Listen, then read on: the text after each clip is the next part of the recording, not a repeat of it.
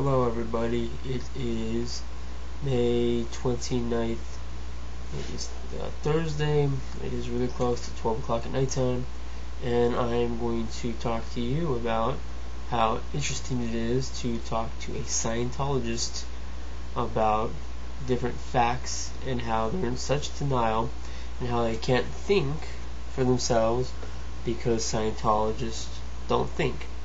So, here's a really good example. Talk to a Scientologist and you say, L. Ron Hubbard died with Vistrol, which is a psychiatric medication, in his bloodstream, and it's in the toxicology report at the San Luis Obispo department with the sheriff, which you can obtain a copy because it's public information. And you can have an actual copy there for them to check it out with all the information. And if you do it just a little bit not right, this is what you're going to get.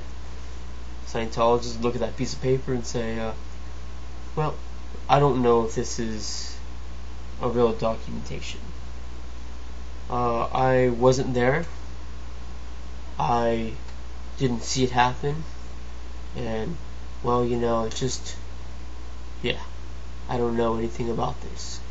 And then you can look the person right in the eye and say, well, that's fine, you weren't there, and you know nothing about this, and you don't know if this is true. Why don't you get your own goddamn copy?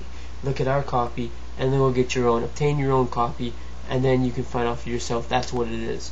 Well, of course, then the Scientologists will say, well, the government probably put this in there. It's probably black PR, false data.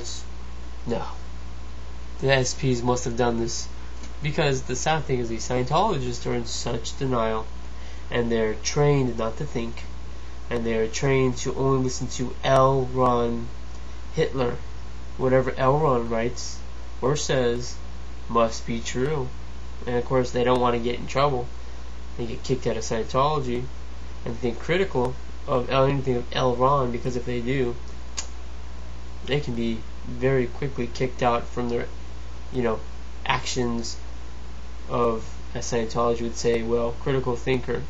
If you're a critical thinker, you have crimes. What you're over and withhold is something that you're withholding and that you've done and that you're hiding, which Scientology tries to say are crimes. Okay, another good example, you can say to somebody who's an OT and say, hey, why does Scientology get Jeremy Perkins off his psychiatric medication and demand he only takes vitamins when he was a schizophrenic? And then Jeremy Perkins stabbed his mother 77 times in 2004 on L. Ron Hubbard's birthday and killed her. She was an OT4. Why was that? Why did Scientology do that? And then of course Scientology will say, well, it wasn't us that made him do that, it was the psychs. Pain drug hypnosis. He was a PDH. That's what pain drug hypnosis means. It means PDH, it's short for that. And then you say, okay, fine. Well, that means that per policy, the mother pulled it in. How's that? That she's not at cause over her own energy, space, time, matter. Well, I wasn't there, so I don't know about that, and I can't talk about that. And Jeremy Perkins, yeah, he was part of the SPs, and I don't know if that even happened. It's like, you retards, wake up. That's fine. Be retarded, be stupid, be a robot. For all I care, I really don't care. The people that want to be retards, that want to be stupid, that don't want to think for themselves, and there's a lot of them out there that are in Scientology, the majority of them are just like this. Screw them. That's fine. Or you can bring up the subject of Mary Sue Hubbard, L. Ron Hubbard's third wife.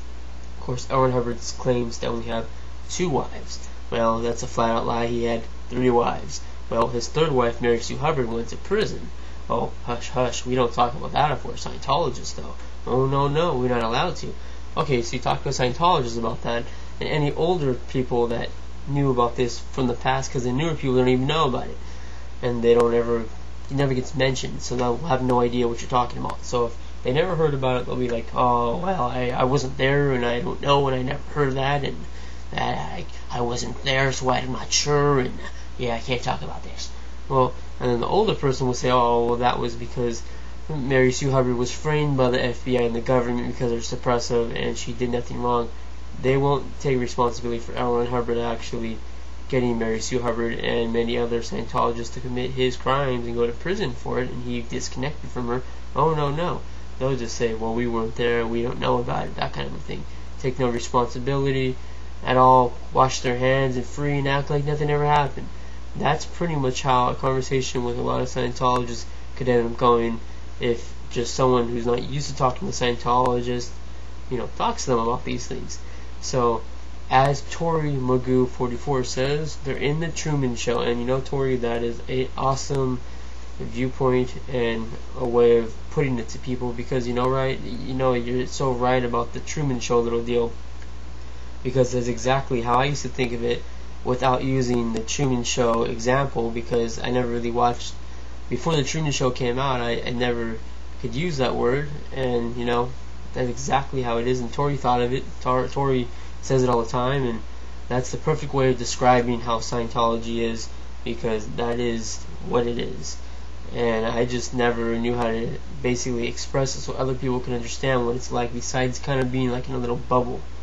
So, Tori, I am sorry that Scientology are so stupid, the Scientologists, and shows what kind of a so-called religion, but really cult, Scientology is, with their whole little black propaganda and how they're gonna make stories up about Tori and this kind of thing, and pass out flowers in her actual neighborhood within the last 7 days with a picture that doesn't even look like her, saying things that aren't true, trying to slander her name. That's pretty pathetic, Scientology.